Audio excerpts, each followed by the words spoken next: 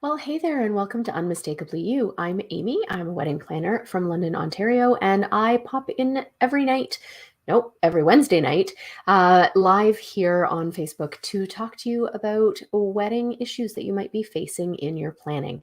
I'm a little early tonight because, to be 100% honest, I'm not feeling awesome. So I'm going to chat with you for a little bit and then I'm going to probably hit the hay.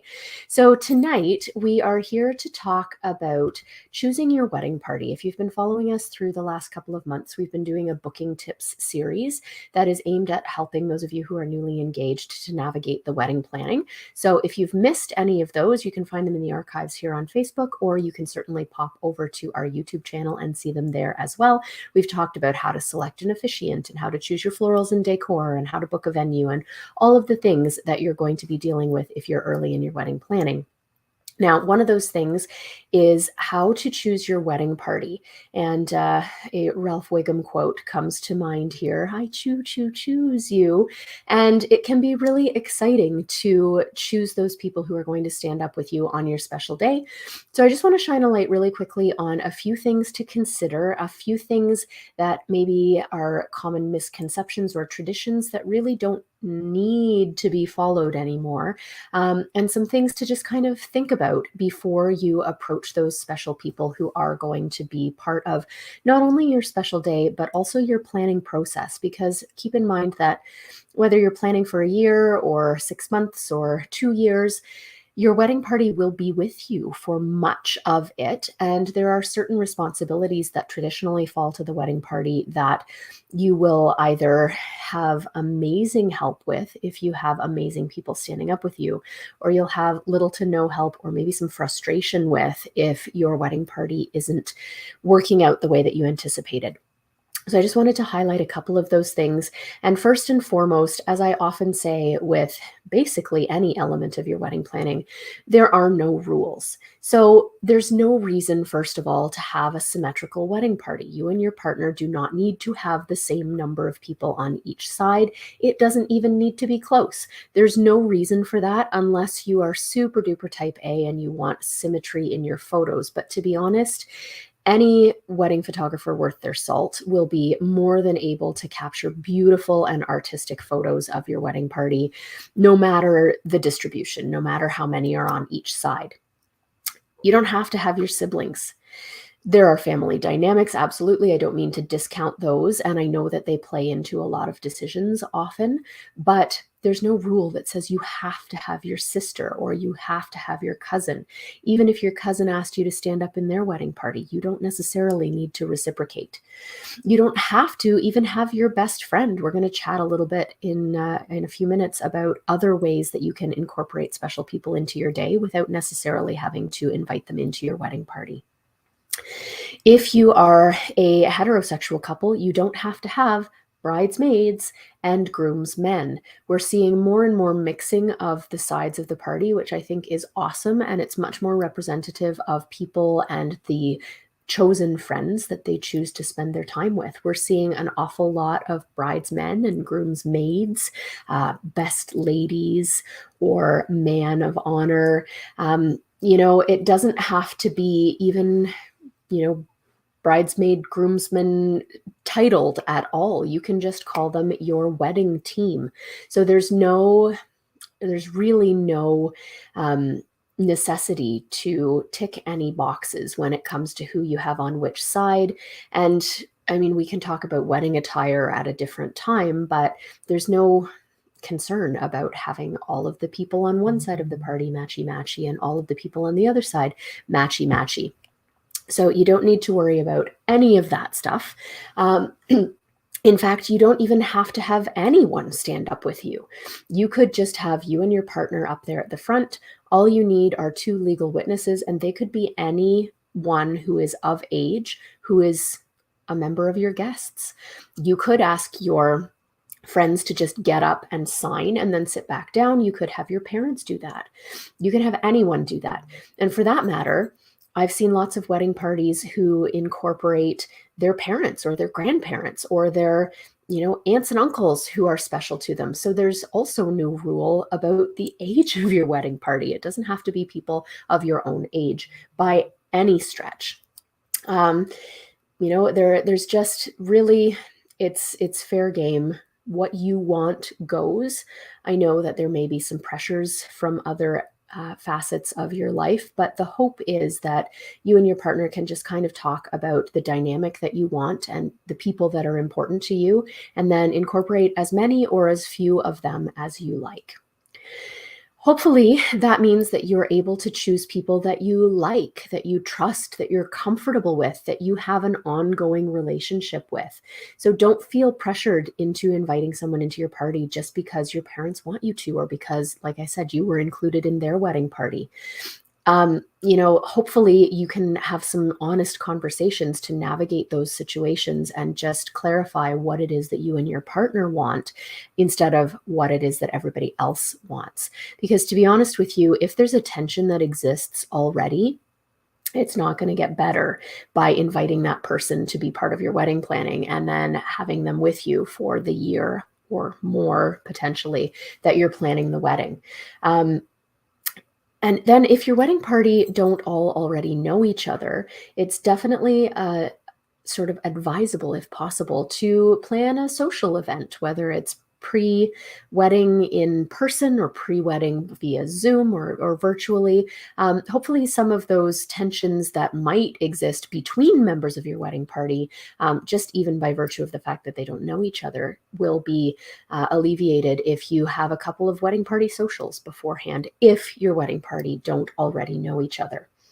Now, the third thing to talk about is that realistically, and this is just brass tacks, it's just facts, the more people you include, the more expensive it is. The more personal flowers, bouquets, and boutonnieres you may end up purchasing. There will be more people at the rehearsal dinner, and traditionally it's kind of a matter of etiquette that you would invite not only your wedding party but also their significant others or spouses to your rehearsal dinner. So if you have large wedding parties, then you're dramatically increasing the cost of your rehearsal dinner. You will also traditionally purchase a gift to say thank you to all members of your wedding party for being involved. And so the more wedding party members, the more gifts to buy.